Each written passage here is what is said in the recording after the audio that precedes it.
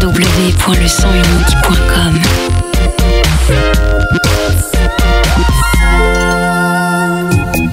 Comme un lundi, JP Couturier. Salut JP. Bonjour Charles et bonjour à vous chers auditeurs. Oh, dis donc, t'as la voix qui... Oui, tu vas vite comprendre pourquoi. Hier après-midi, alors que je parcourais les rues de Nantes en courant comme mes 7500 congénères participant au foulée du tram, j'en ai profité pour regarder autour de moi. Et dans les rues, immanquablement, qu'est-ce qu'on peut voir ? Chouf la gazelle, c'est pas cher, 1000 dirhams.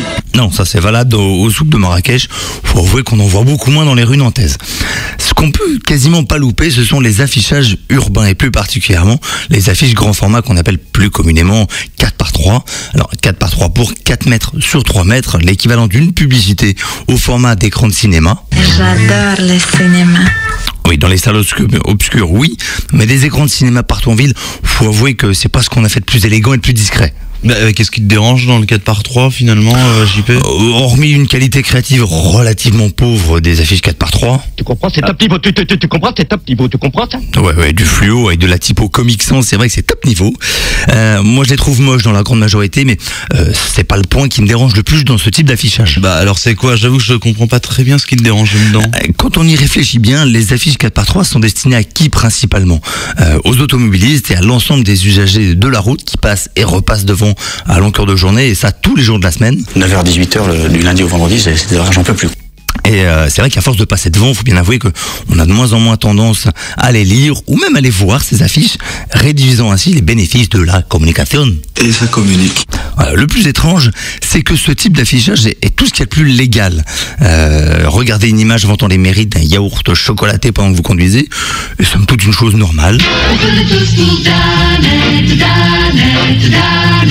Ah oui, alors sauf si effectivement vous vous levez au volant.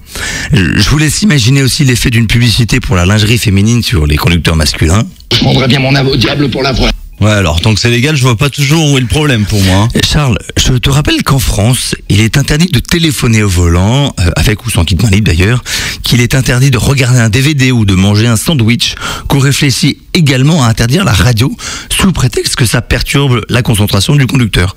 Mais par contre, c'est complètement légal de foutre des nanas en bikini ras-le-bonbon pour vendre n'importe quelle pauvre brique de lait. Les produits laitiers, des sensations pures. J'ai donc décidé, moi, au nom de la lutte contre l'insécurité routière, d'adhérer dès demain au collectif des déboulonneurs. Et bientôt, quand vous verrez un paysage épuré de vilains panneaux en allant au boulot, vous pourrez vous dire... Comment ça va ? Comme un lundi.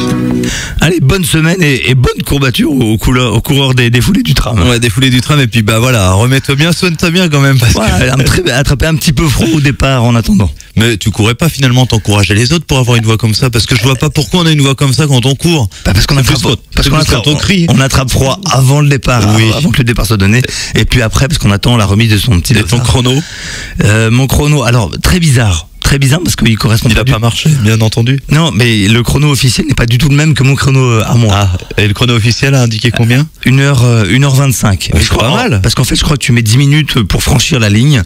Donc, le départ est le même pour tout le monde. 14 km 700, c'est quand même pas mal. Moi, j'ai fait 1h15. C'est déjà très bien, félicitations. JP Couturier, 7h56.